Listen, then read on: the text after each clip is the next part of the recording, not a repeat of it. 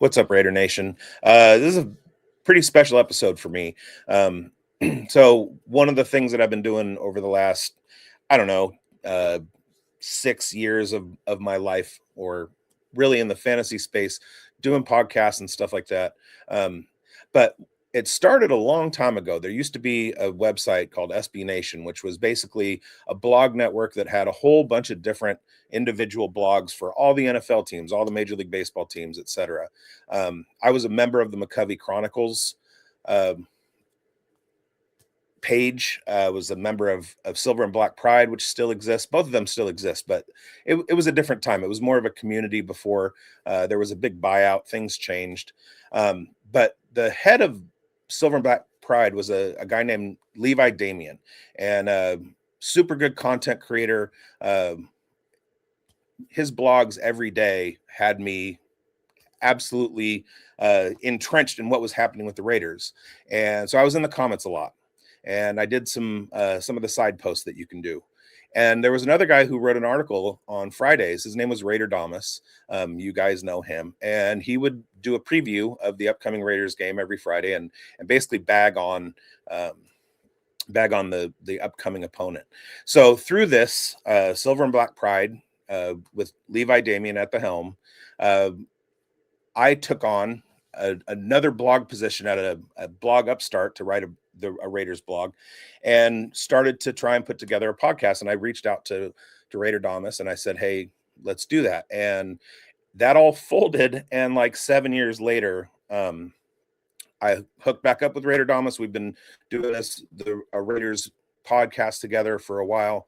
And today we have Levi Damian, who this podcast, what I do now, my relationship with Raider Damas, who I just got to meet in Louisville, Kentucky last weekend, none of any of this would be possible or would have happened without Levi.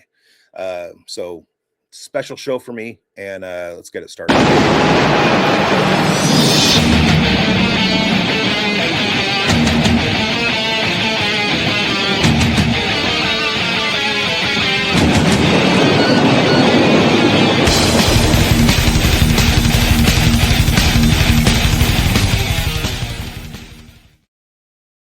Raider Nation, we are here. We are streaming. I got Raider Damas in the house with me, and Levi Damian. Welcome, sir. It has been a long time. I have known your name for, I want to say 16 years, maybe more. When did you start at Silver and Black Pride? Oh, we're missing a mic. We're missing your audio. When did you start Silver and Black Pride? It was 2012 or was it 2011 or 2012 was my first year. Okay, so basically 14 years ago. And the depth, I don't know if it didn't make me a better fan or increase my love for the Raiders, but it was good that it was a place to go to consume content, and it was constantly changing. And so I wanted to have you on because of, your brain, but I did want to have you on so that I could, at least have a chance to tell you that I appreciate your work. And there's a lot of stuff in my life right now that wouldn't be there if it wasn't for you. So tell everybody where you work, what you're doing now, where they can find your content. Well, over the past few years, I've been with USA Today, Raiders Wire. Took over as the lead editor, lead writer there a couple of years ago. And yeah, that's what I'm doing these days. It's pretty similar in a lot of ways to what I did with Silver and Black Pride and SB Nation. But as you said, back in those days, I was kind of ushered out at the same time, right? Just before, as it happened, when they went to that big changeover to switch over from more of a community-based individual blog sites to more of like a kind of a standard site. So they really lost that sense of community that brought people back to have that conversation like you enjoyed all those years. Yeah, I go back to it every once in a while. I have a friend that I grew up with who I see in the comments every once in a while still. We commented together for years without knowing who each other were, and that we actually like knew each other in real life. But yeah, like I don't go there for community anymore. I'll drop in just to kind of like see if there's an update on a story that I want to, if there's a player update or something like that. But it used to be I would sit down on my computer and be in the comments section and just have conversations with people all day, and it was pretty cool.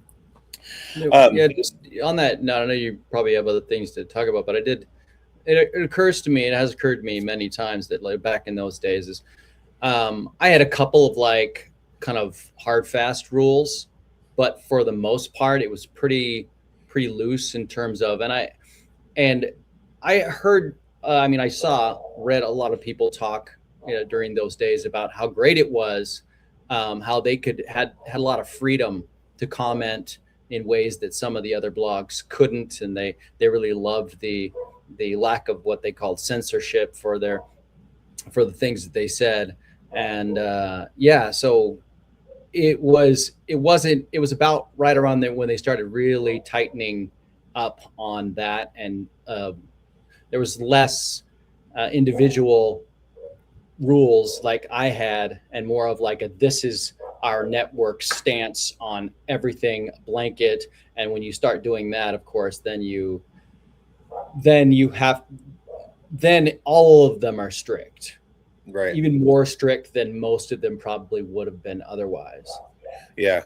That the McCovey Chronicles one was another one that I was into quite a bit, and the community actually, like, we put together like live get together. So we went to a River Cats game one time with a bunch of McCovey Chronicles people. There was a Giants Mariners series in Seattle in 2010, and like 20 people in the community said, "Hey, let's all get tickets and go." And like literally 20 people met together. We got a group of tickets, and we all sat together and drank. And I mean, it was so when you have an online community like that, and it is so strong that it carries over into creating those relationships. Like meeting Tyler the other day, I happened to be in Kentucky on doing a work thing. He was a couple hour drive away, so we got together for dinner. And I'd never met him before. It was just good to like physically meet and all that stuff. And it was all because of the SB Nation community. I even got a writing gig on the minor league ball site with John Sickles because of fan posting, because like you were the lead blogger, there were guest writers and stuff, but there was also the fan posts, and the fan post was an opportunity for somebody who wasn't part of the blog to create an actual article and get input from the community and all that stuff. And so like it even expanded from there, where I started writing for minor league ball because Sickles had seen my work in fan posts and stuff. So yeah, the fan posts were a great resource for a lot of people. There are several like actually names that out there right now, for Ted Wynn being one of them, who started getting his notoriety through writing fan posts on Silver and Black Pride at SB Nation. Right. And I would always look over there. Like one of the first things I did in the morning when I started my work was look at the fan posts and see if there was any good stuff there, and bump it up to the main page so that everybody could see it. And so it was there's a couple others that are escaping me right now, but several guys that I'm like, I remember when, and it's a source of pride for me, no pun intended, that these guys that are so well known, and they're so they got their start there. Like what didn't really have anything to do with me per se, but I do still I still take a lot of pride in the ability to launch a lot of people's writing careers through that, where they wouldn't have otherwise probably had that opportunity. Ted's film study posts were phenomenal, and now he's with The Athletic. Marcus Johnson from Tape Don't Lie podcast. Yeah. Any Raiders fans out there that watch that, like he started writing with Silver and Black Pride. He's still doing it, and Matt Holder is doing that as well. And then of course Raider Damas. So yeah, there's it was pretty cool. All right, so we had a game last night, game 2 of the preseason. Raiders traveled down to Houston. They did have dual team practicing through the week. So a lot of the first team stuff got taken care of during the joint practices. And then we got to see second team work. I kind of have a philosophy every year that I don't really start to try and make assumptions or come to conclusions based on preseason games. I don't ever know anything until the 53-man roster is released.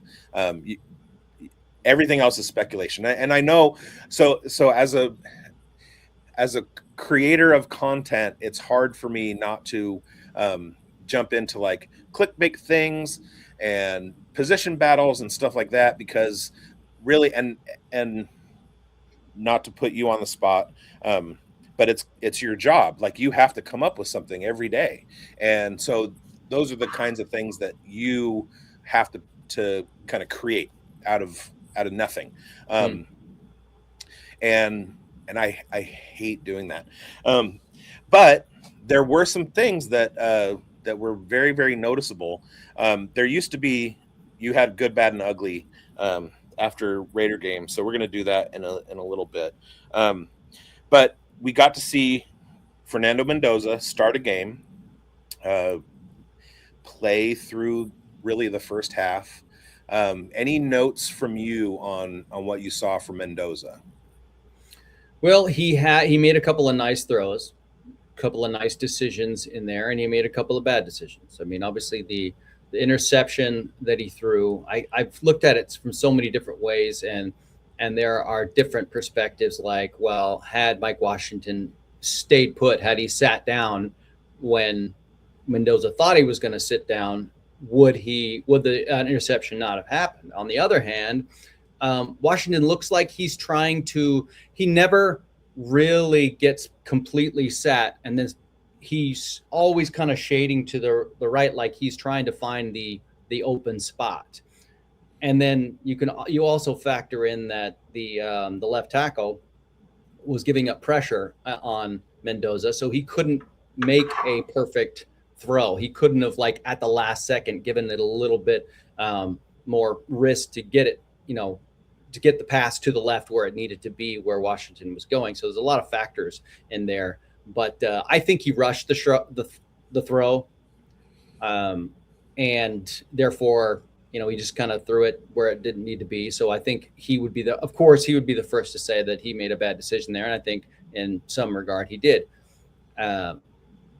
So I think there was some good and bad there. I'm just going through the tape today, so I haven't developed an entire opinion, but it certainly was a step back from what we saw him do in the first game. That there's no doubt about that.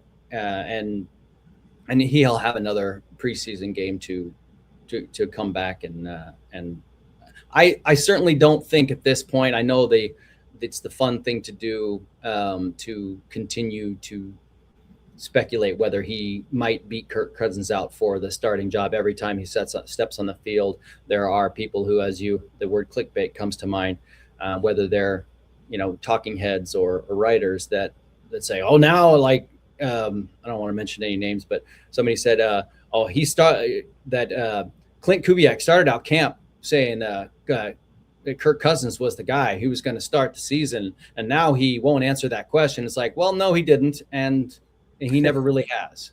He's never. He said he's the guy right now. Like, heading into camp, he's the guy, and he has said numerous times that he doesn't like to name the starter in these things that when it's not somebody who's already an entrenched starter, because he likes guys to push themselves and always think that their job is at risk.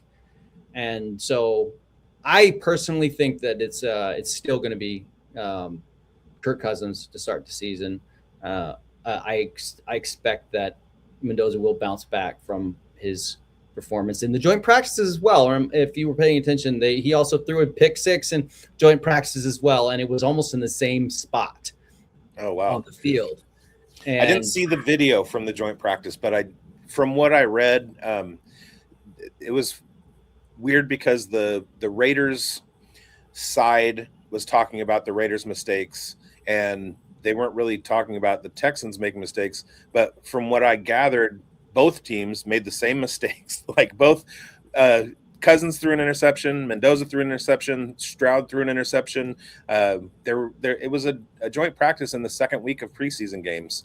Everybody's making mistakes all over the place. So, yeah, one thing that really struck me, I've been on the record as not being a huge fan of picking Mendoza with the first pick. Also, the Kirk Cousins signing. I wish that we could have spent the draft capital with the 101 differently, but that's all water under the bridge. Mendoza's in the house now.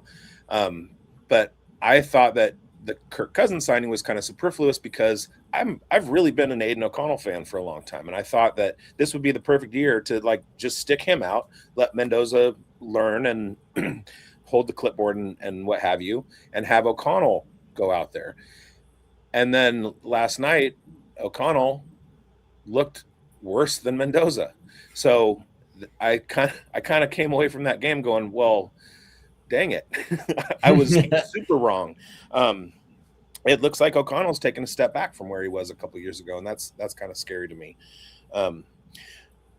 Raider Damas, Mendoza Yes, thoughts? Mendoza is known for bouncing back from mistakes. If I recall correctly, in the first game at Oregon last year, he threw a pick six, I believe, at the end of the first half, and he still came back and won the game in the end. Avoiding throwing interceptions is not necessarily something Mendoza is known for, like in the way that St. Justin Herbert is, throwing single digit interceptions every year consistently. Mendoza is known for screwing up and winning anyway. He's done that pretty consistently over the course of his career, and I have no reason to think that it's going to be any different. I do like Clint Kubiak's philosophy of everyone's fighting for their jobs. I remember when Jimmy Johnson took over the Miami Dolphins in the 90s, he had a couple days of training camp, and he told the press that there were only two people who had secured positions on the team, and that was Dan Marino and Larry Izzo. And Larry Izzo was the Dolphins special teams god at the time. Everyone else was fighting each other for jobs, and the Dolphins were pretty good for a few years under Jimmy Johnson. I don't think the Raiders are to that point where anybody can be guaranteed a job, even Kirk Cousins. Kirk Cousins is clearly here to keep the seat warm for whenever Mendoza is ready. And when Mendoza is ready is entirely up to how Mendoza develops and when he's mentally ready and knows the playbook enough to play. I think we've seen that he can put some zip on the ball. He can put the ball where it needs to be. He can run the offense. It's just a matter of surrounding him with enough talent to succeed at this point. And the Raiders aren't really there, so there's no reason to rush him. But when you draft a guy 1 overall, you want to see what you've got. And I think what the Raiders have is something pretty special. Minus a couple of Malik Benson drops, I think he has a much better game and a much better stat line. And people aren't talking so much about the interception today, which was a nasty one. Because if that interception return had gone for like 5 yards, it wouldn't be a big deal, or as big a deal as it is. But because it was returned for an interception with Mendoza trying desperately to tackle the guy and being unable to do so, it's bad optics for Mendoza and for the Raiders just because of how it turned out. But I'm not going to bag on Mendoza too bad for doing that because that's something I've done in Madden and college football 4,500 times over the past 20 years of my life. So, and I know I shouldn't do that shit, and I do it anyway. So I can't judge him. It's just a matter of when he develops enough to know not to do that stuff. Right, and if I'm not mistaken, I think he had Hayward as another check down in the flat that was fully open. There was like nobody on him whatsoever, and that was just the next read that he didn't make before he threw the ball. And so like interceptions happen. I'm not going to fault him for it. Like he tried to make a good play. It looked like Washington was going to get there. The linebacker made a good play on the ball. And then the effort from Mendoza on the tackle attempt, that was what really got me going, was like he didn't just stand around. Like he was the last line of defense and he fully like committed. And that was a good heart play on his part. Yeah, I think I got him too. Yeah, that's what kind of puzzled me about what you just said a second ago there, Raider Doms, is that you said it was bad optics. I thought it was pretty damn good optics that he got on his horse and tried to stop. I say it's bad optics because nobody else was in the picture except for Mendoza. None of the other fast guys who are faster than Mendoza were chasing after the dude. There was no. Oh well, Connor Hayward was down there too. He was down there. I didn't see anybody else in the frame, but I was looking on in disgust, so perhaps I missed. I think the optics were more from a linebacker taking an 80-yard interception to the house. Well, when linebackers run 4.4 these days, you expect things like that on occasion. I'm really interested to see what Mendoza would do with the first teamers. Jordan Meredith continues to be a terrorist, and there was a really, really bad sack on some broken coverage because Meredith like just let his man go by. Mafi was like, what is happening? And then Mendoza got absolutely smothered. To leave one guy completely unblocked while you go try and do a double team on the other defensive tackle, it was just ridiculous. Like it obviously wasn't Mafi's guy to block, it was Meredith's, and he just made the wrong move. He can't be off the roster soon enough. But if we were looking at Linderbaum and JPJ and all those guys with Mendoza behind them, Trey Tucker and Brock Bowers out there, I think we see a wholly different game. I think Mendoza is much closer to NFL ready than I thought he was going to be. Malik, we'll get to that in a bit. I really liked being able to get an extended look at Rodgers on the offensive line, and the two guys, Sian Sloan, and I think he's jersey number 48. Kian. Okay. I know it's not spelled that way. I should know that because how they pronounce it. I know Gaelic names and stuff, so I should know better than that. He's definitely an Irishman. But him and then the defensive end from Auburn, getting to kind of focus on those guys, watching Zeke, watching McCoy, like it was nice to be able to like watch those guys operate. And I'm going to nominate a couple of those guys in Good, Bad, and Ugly. There was a lot of response about the defensive line play or the run defense in general. Woody Marks averaged like 9 yards per touch, but then they kind of got it together against the Texans' second team.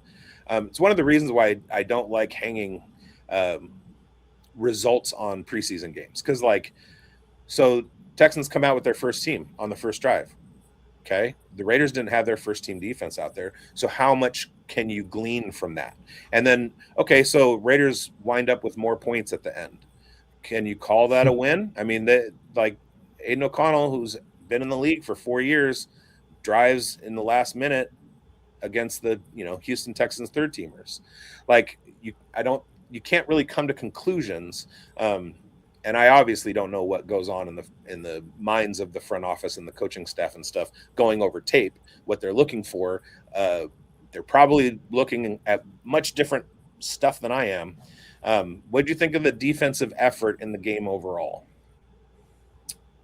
You mentioned the rookie corners. It was good to see them play a lot better than they did in the opener. Massis in particular had a couple of nice, really tight coverage incompletions he forced.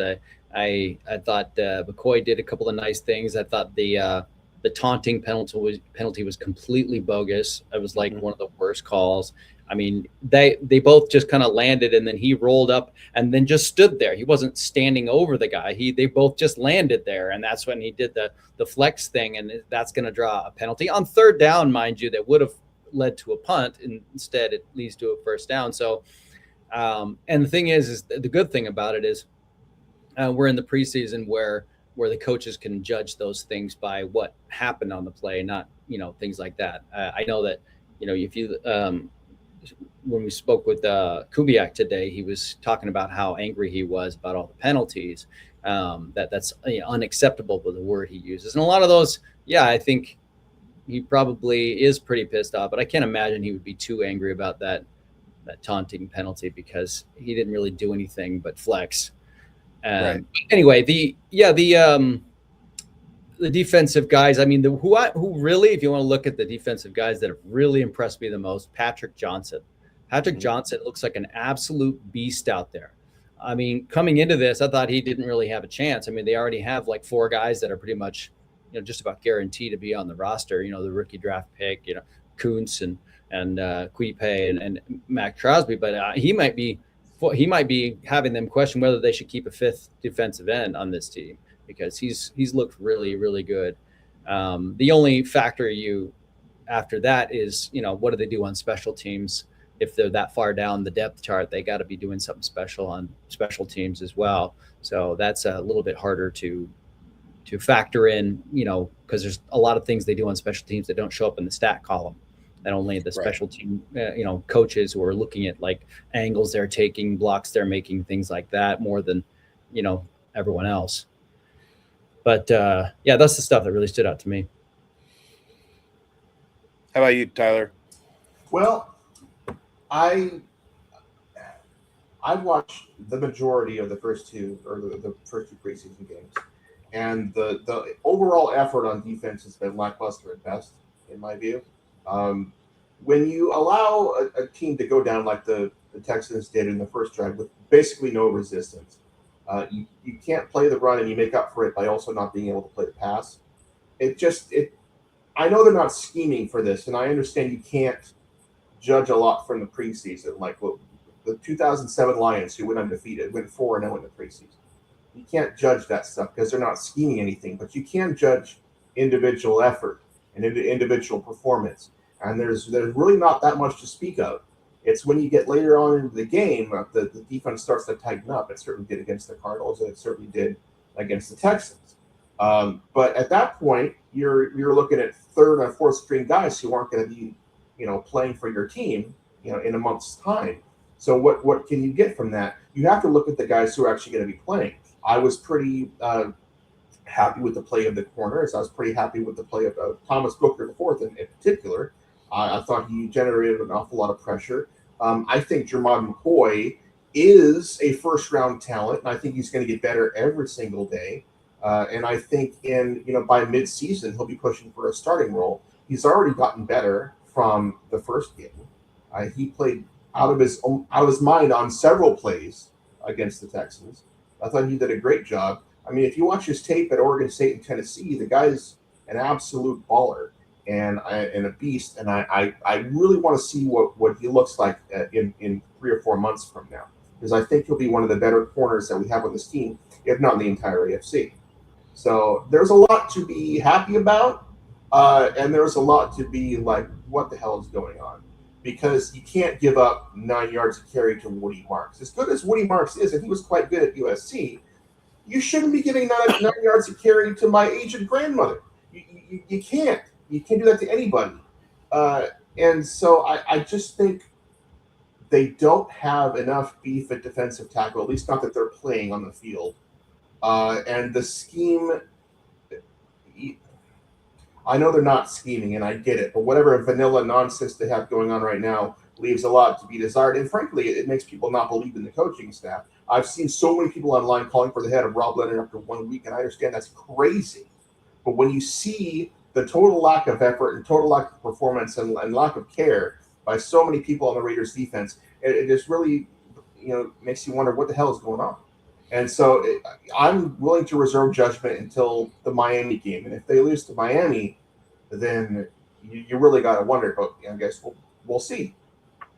Yeah, I know, like you said, there wasn't a whole lot of scheming. It was really base defense, a lot of man. There wasn't a whole lot of coverage disguising or anything like that. It was just, McCoy and Massis were like, they were pressed up on the receivers that they were guarding. I came away with a pretty impressive attitude about Eichenberg and Lindenberg at the linebacker position. I thought those guys held it down pretty well. They were pretty high effort. It was good to see them, just because they're second teamers. It's not Walker and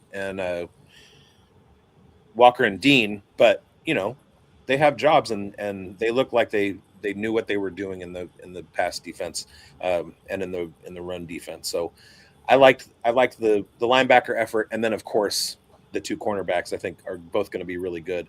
I watched a lot of Cal football. I watched Massis and his interceptions, and he was super fun. I didn't really. His coverage impressed me. He looked much better in coverage last night than he did at Cal. Like, I thought he was tighter on his guy. I thought he stayed on his hip better, didn't get burned, didn't get fooled, which for a ball hawk, you kind of see that happen sometimes. And he looked really good. All right. So we're going to do a good, bad, and ugly. So each of us should take 2 people good, 2 people bad, 2 people ugly. We'll let Levi start. 2 good performances from the game that stood out to you. Well, I mentioned Patrick Johnson. I really liked work he did in there. Like I said, I didn't get completely through the game. I liked what I saw from Mike Washington. Overall, his running was fantastic. I thought, not just on the 33-yard run, but several of the other ones as well. So those are the 2 guys that mainly jump out to me. Without seeing the entire game, I kind of liked a couple of what Tristan McCollum did. He really closed in on some nice blitzes and tackles for loss, and I think he even did some good stuff on special teams. He jumped up and probably gave them something to think about as well. Mike Washington sure is fun to watch. On top of being a Cal fan, I'm also an Arkansas Razorbacks fan, so I got to watch him a lot last year. He's fun. One of the things that I noted with him is he's patient. There was I do a lot of fantasy stuff, and so we put together like a rookie draft guide.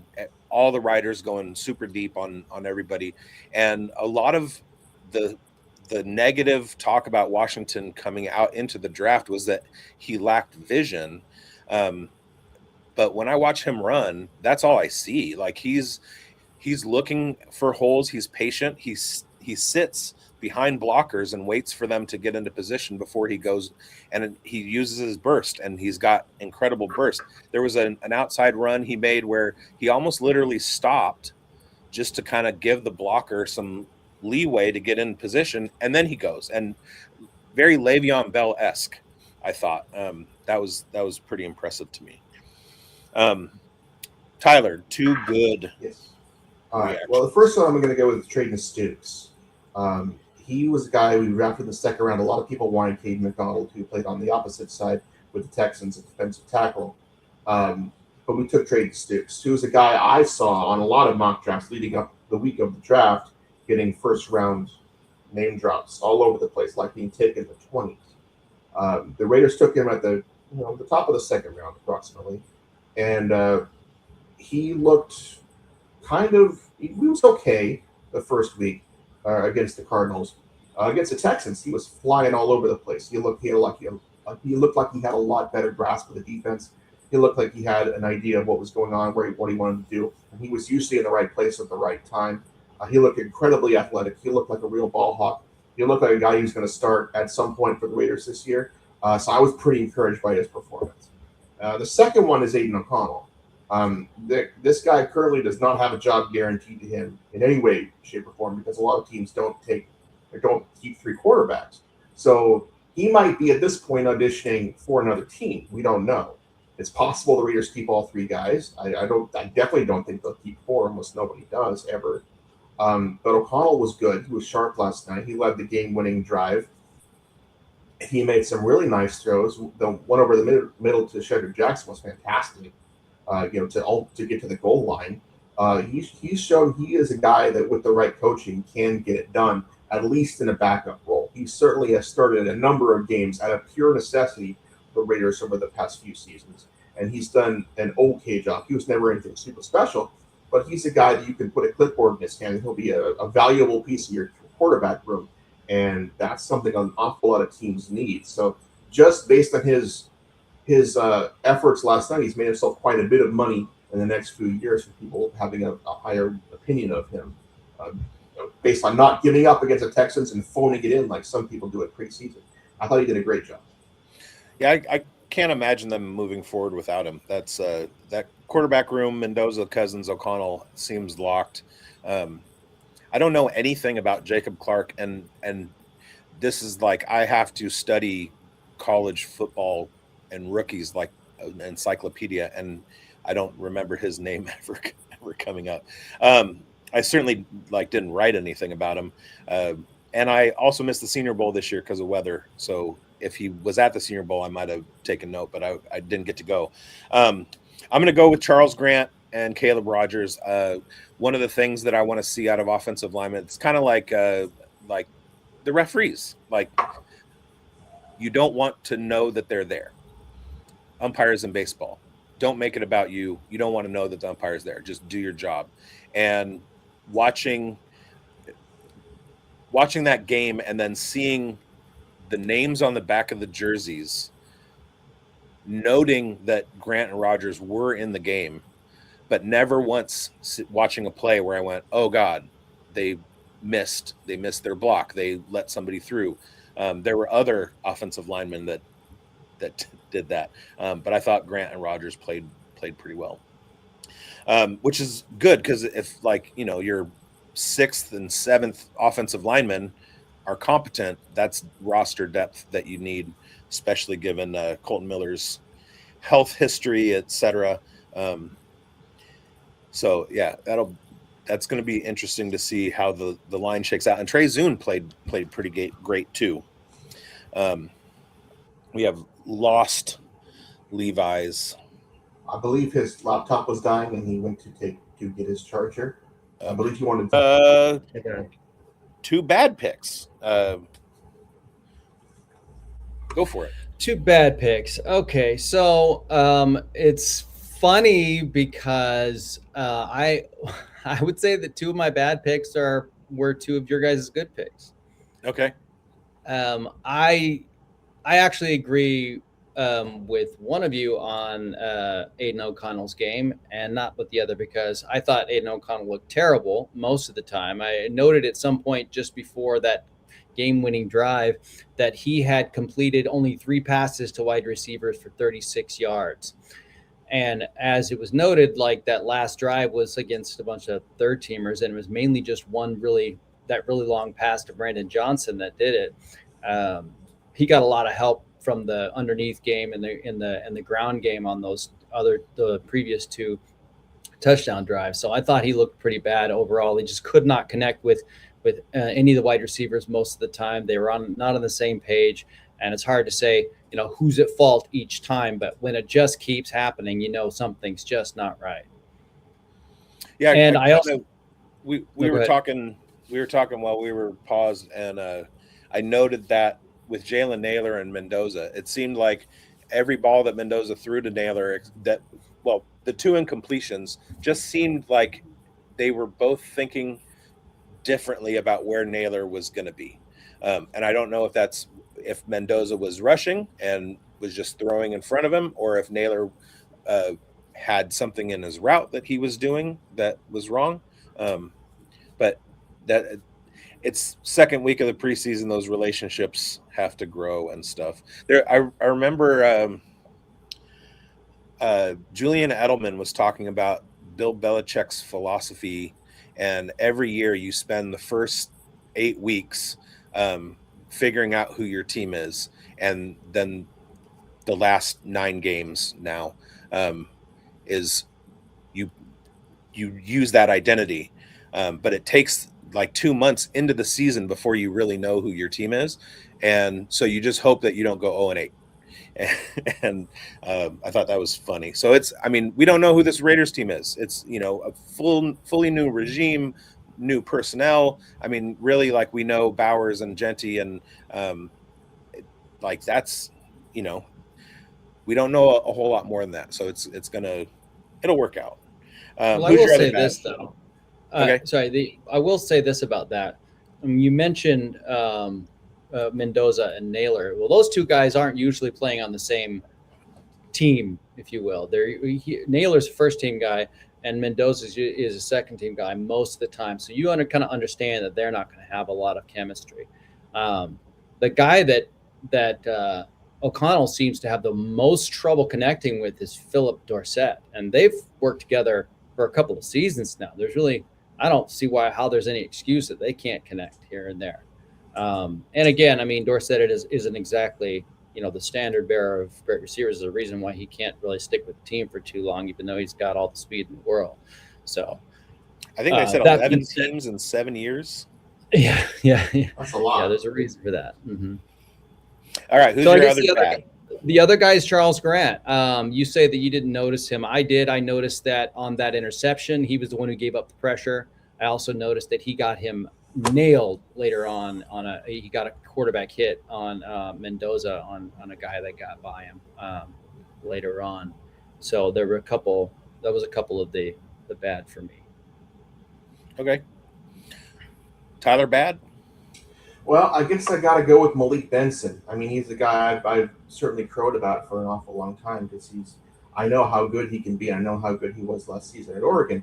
But then he has those two awful, nasty drops last night where, you know, Fernando Mendoza's overall performance would be viewed a lot better if he had simply caught those balls. And frankly, Benson's performance would have been pretty good if he hadn't dropped those passes. I mean, he had, 5 targets and only caught 1 pass. That's not acceptable for a guy that you're counting on to be, you know, a contributor to your team. To the point where in his little press conference on Zoom this morning, Clint Kubiak basically said, we don't have a wide receiver we can rely on to be, you know, that we can count on this team. That doesn't bode well for any of the wide receivers on the team. What it does bode well for is drafting one in the first round next year, which I think they should do anyway. But it certainly spells out that the front office and the coaching staff sees wide receiver as a definite need for this team, which is something all the fans and media have been talking about and yelling about for the last few months. Because going into your season with Jalen Naylor as your number 1 option isn't great, even though we know Brock Bowers is going to be the focal point of the passing offense. If you have the likes of Jalen Naylor and Jack Besh taking attention away from him, you can certainly do a lot better than that. And Benson, if he had stepped up his game, could have been that guy to the point where it would have given the Raiders pause as to whether adding to the wide receiver room was the best choice of action in the first round next year.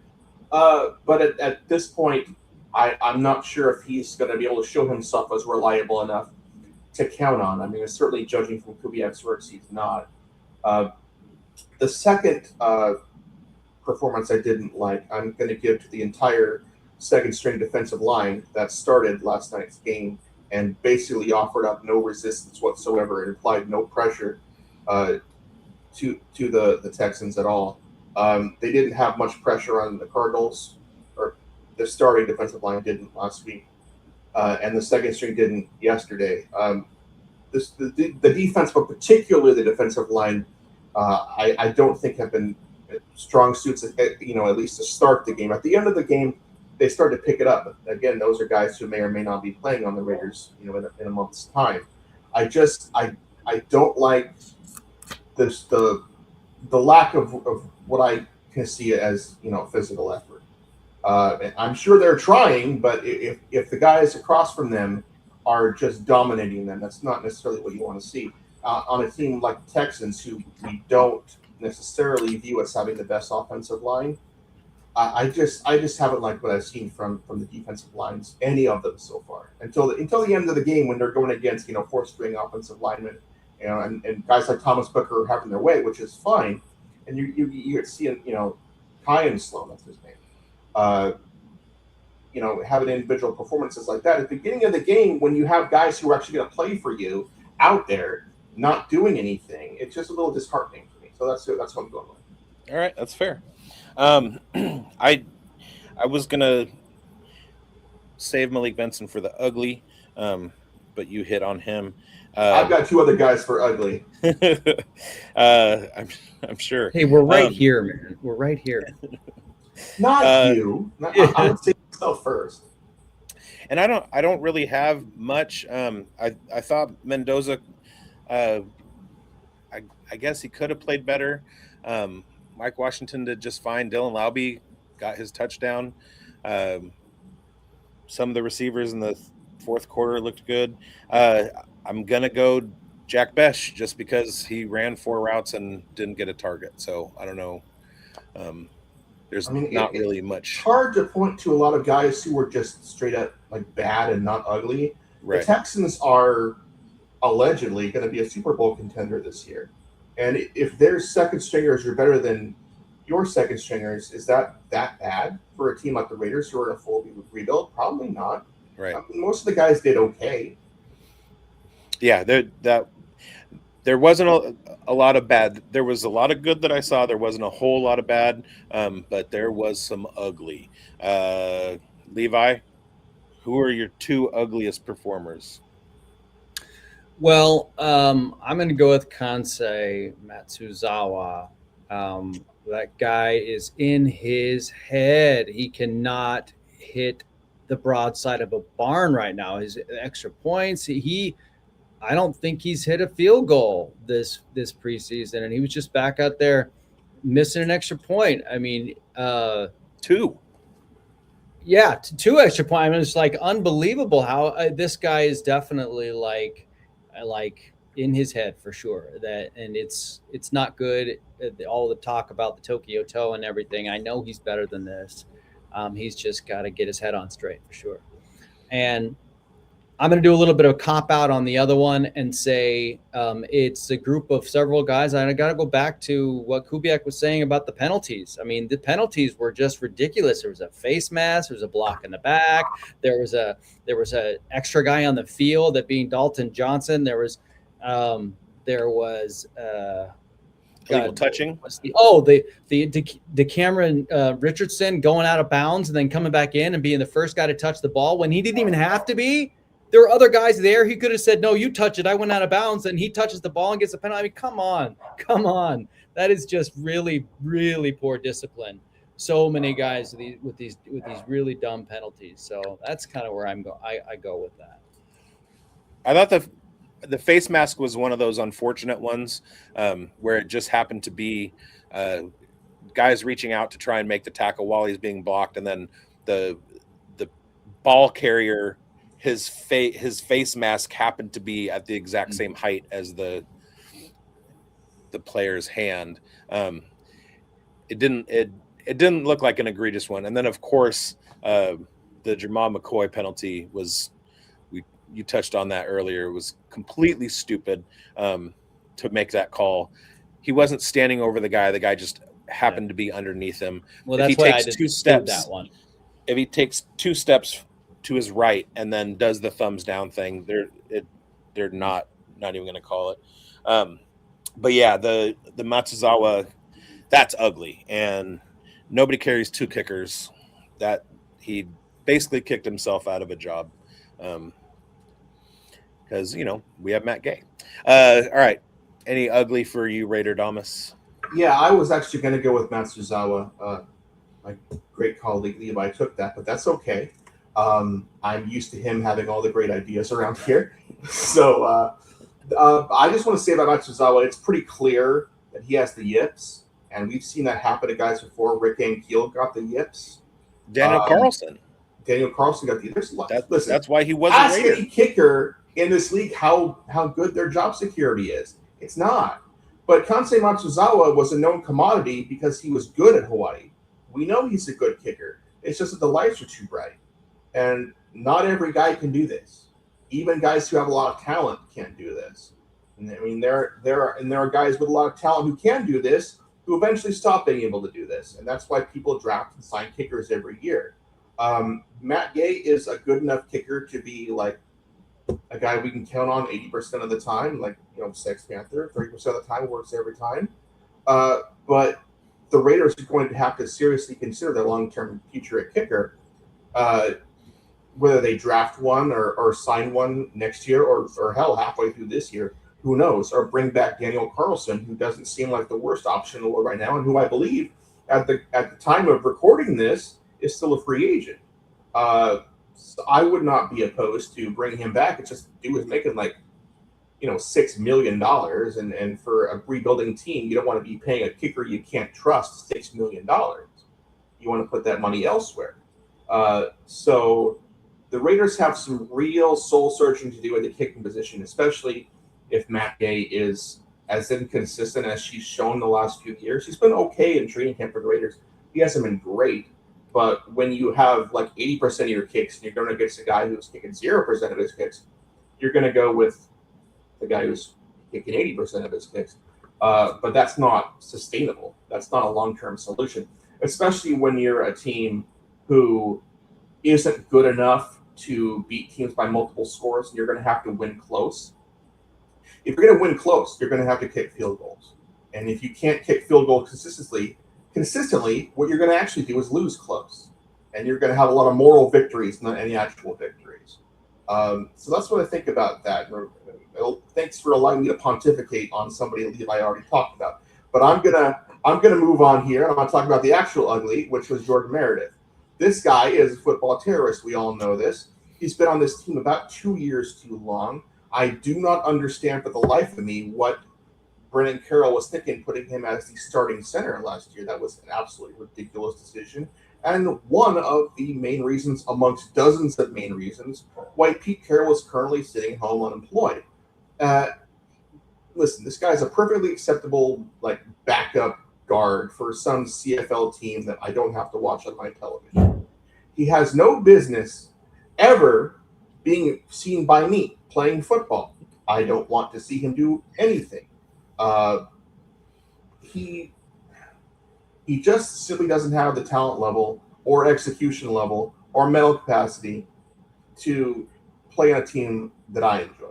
If he wants to go play for the Packers and screw up things for them, or if he wants to go play on the Chiefs and have a big holding call in the divisional round of the playoffs, that's great. I don't want him to play for any team that I enjoy.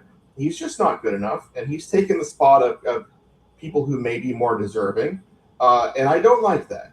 I think in a month's time when the Raiders are playing real games, I don't think he'll be on this squad, and if he is, I think he'll be buried enough in the depth chart where I don't have to worry about him.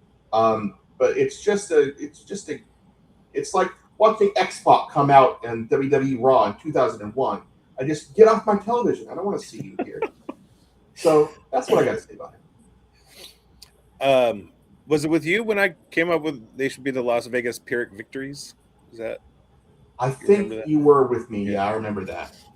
All right. So, I mean, Matsuzawa was the inspiration for me doing a good, bad, and ugly section. I'm going to go first with Malik Benson. Yeah, he's a 6th rounder. A lot of times those guys don't make the team. But when you have all the camp hype that he's had, when you seem to be the only guy that is getting open consistently, and then you have 2 dimes bounce off your hands, that's got to be cleaned up. Get the jugs machine out, rip it. Apparently, Max goes out and plays catch with people, and I guess he needs to do more work with Malik. And then JJ Pegues is a guy that I want to root for. He did a lot of things in college that were kind of he's super athletic. I have high hopes for him, but when you don't really register on the stat sheet in a game when you're supposed to be showcasing your talent to try and find a roster spot, that wasn't good for me. So I'm going to do that just because you guys took Matsuzawa and I already talked about Meredith. So how about when there's an obvious choice and you go last? No, I know. And as the host, I understand that. I knew fully that somebody was going to talk about Benson before me and somebody was going to talk about Matsuzawa. So yeah, it happens. All right. So based on last night, 53-man roster, did anybody in your eyes either solidify a spot or, like Matsuzawa, portend their an eventual doom? Well, I hesitate if only because I do know that preseason games rarely do that, whether good or bad, because they give probably even a little bit more weight as to what happens in practice, what happens in the game. The only difference between the game and practice is every other team sees it too. So they have to consider whether, if they cut this guy, if they want him to make it to the practice squad, whether another team will scoop in and take him before he makes it to the practice squad. That's like the main difference between, the practice and the game tape. So I can't honestly look at any individual guy and say that they lock themselves in, or even Matsuzawa. I will say this about him is really we spoke to the special teams coordinator a couple weeks ago, or it might have been a week ago, I don't know, and he kind of let it slip basically that he's like, yeah, well, we the great thing about Matsuzawa is we have this this IPP position available, and it's like, oh, well, that was the plan for him all along. They were planning on stashing him on this spot. That's why they let Lucky Tassi go, because they wanted to use that IPP spot, that extra spot on the practice squad for Matsuzawa. So I don't think what he did in this game is going to change what they were already planning on doing. I think it just, he might have had an outside chance if he'd really killed it this preseason to give them something to think about with Matt Gay. But yeah, it's ugly, but that's kind of where he was headed. So yeah, that's kind of my watered down version of the answer. So is the IPP player on a practice squad protected? Yes, they're allowed 16 practice squad guys and then an extra IPP guy. That's what they did with Tassi. That's why they had him for a season. Got it. Okay. There's been a lot of people online calling for Matsuzawa's head, but I saw the same thing that you did, Levi, and then there's no reason to get rid of him if he doesn't count towards the roster spot. And you can put him on the practice squad and not have to worry about it. There's no reason to not develop a guy like that if it's not going to cost you anything. So yeah, when there's no other options, he's not going anywhere until they have determined, conclusively that he's never going to be any good. Just from yesterday, I think Pegues becomes a candidate for cuts. Shedrick Jackson, two guys that I really root for so hard. I think Dylan Laube locked up a spot. Not necessarily on what he did last night, but the coaching staff really seems to like him, and he seems to be that Steve Tasker's Larry Izzo style special teams guy that they can't live without. Right. And he certainly is good enough to do that. I mean, we know how many touchdowns he scored in high school against the future plumbers and car salesmen of the world. But I think he has acquitted himself pretty well to be a third option at running back in this offense. I think the first two are fairly unimpeachable at this point. But Laube, there's a place for him, just like there's been a place for the Amir Abdullahs of the world on this team previously. You can do an awful lot worse than Dylan Laube for sure. So I think he'll be on the team probably for a while. Yeah, I actually wanted to piggyback on that. So that's a great observation, because I was thinking this too. Because throughout most of camp, I was saying, well, they're going to keep Laube for his special teams abilities, but I could definitely see them scanning the waiver wire. They even kind of hinted at it a couple times for a good third option at running back, but if they think Laube can be that third guy that barely ever sees any actual touches, is almost considered an emergency option, they think he can be that, then that's basically like, hey, we can keep one of these other guys rather than going out and signing a waiver wire player and cutting one of these, cutting someone else. at that position. So I think that definitely helps. What he did last night really helps with their feeling like what his value is on the roster as an offensive weapon. I think Ogumbawale did the same thing. Showed up and performed, and he's been that guy for Houston for a long time. Special teams guy, emergency running back. So they got a couple of them. So yeah, we won't know anything until that day. But well, I mentioned earlier also, I mentioned Patrick Johnson as well. I mean, as much as you don't want to make of one preseason game, he's done it in both. He stepped up in both preseason games. And then you get, as a coaching staff, that starts to stack up and you say, this is not a fluke. This guy has something. So he might have convinced them with his play to keep a fifth defensive end on the team. Yeah. The more depth at edge they have, the better, because what they've shown so far without Max Crosby on the field has not been great. Malcolm Kance has been basically invisible. And again, they would love to they'd love for somebody like him, an edge, have an extra edge on the practice squad. But with him showing this on national television, and everybody else, and everyone is in the same position where they need as many edge rushers as possible. They might be like, everybody's seen him do this. If we let him go, he's never coming back. Somebody's gonna scoop him up. I mean, I don't know what you can rely on from Kwity Paye as far as pressuring the quarterback either. So somebody like that is going to be very valuable to your team, especially in crunch time in the fourth quarter when your guys have been playing all game and they're tired. Who can you sub in to rush the quarterback? Well, here's your dude. So I think he's having been consistent over the first two preseason games, especially if he has a good game against the Niners next week. It really bodes well for him as far as making the squad, which is not an easy thing to do. Despite their lack of success, there's a lot of talent on the roster. And there's a lot of guys who you can pencil in for spots.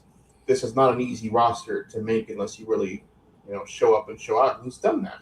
So I agree. I think he'll probably make it. What happened to Kance? I don't know, man. I don't think he ever came back properly from the injury. He hasn't been the same since then. I mean, he showed he was wild in that game. We blew out the Chargers by 475 points, and since then, I don't remember hearing his name hardly at all. I could be wrong about that, but I don't remember. I mean, he started last night and didn't. He's not on the stat sheet. There's just nothing there. Speaking of 49ers. That sums up his career so far. There's nothing there.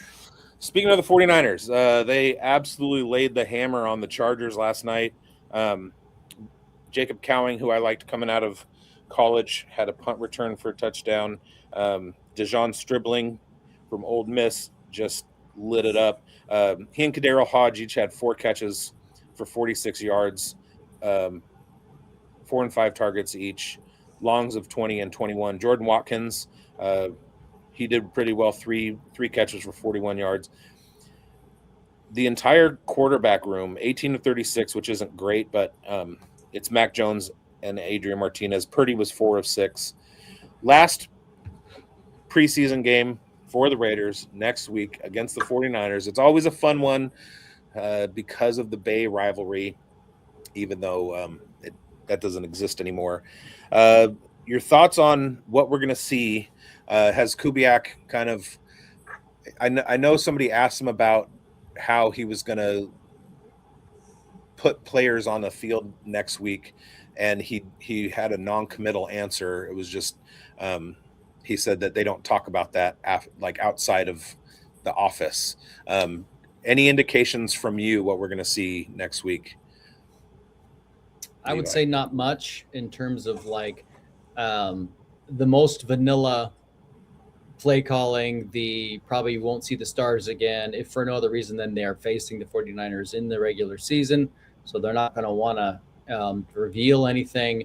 And they certainly, if they weren't playing the starters in the game last night, I mean, the third game doesn't usually, suggest that we're going to see them then either. So it's going to be a lot, probably more of the same of what we saw in this game. I really don't know what the load share will be in terms of, like last night was the first half, second half for Mendoza and O'Connell. I don't know what their plans are for that last one, but that's the game that these guys are going to be trying to make the team.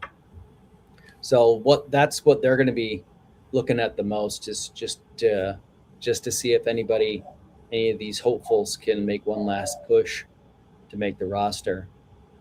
And so I think that's where the focus is going to be, at least early on. Yeah, it's the preseason. I can't wait for the season to start so that I have something to talk about that actually matters. Levi, thank you so much for coming on. Huge fan still follow you on Blue Sky, read your stuff all the time. And it was an honor having you on, especially given where I'm at because of you, completely unintentionally on your part. If you would like to come back and do more shows with us, there's an open invitation. Just let me know. We're going to try and do the recordings on Friday afternoons. So just reach out, say, hey, I'm available, and we'll pop you in, especially when we get down to 53-man and the season starting and all that stuff. We'd love to have you on. And of course, if we have anything that comes up that we say, oh, we need Levi's input on this, which could conceivably happen at any point in the season, I will certainly reach out to you and we'll invite you on. It's been wonderful talking to you and wonderful seeing you again. Yeah, it's been too long for sure. Yeah. All right, we will be back next week. I want to say the game is on Friday, Thursday. It's on Thursday again. They're all Thursday, 5:00 games.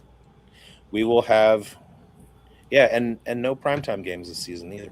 All right, so we'll be back next Friday. We will discuss what we have seen against the 49ers and all of that good stuff. Thank you, Raider Nation, for watching, and we'll see you next week. If my mouse works, then we can get out of here.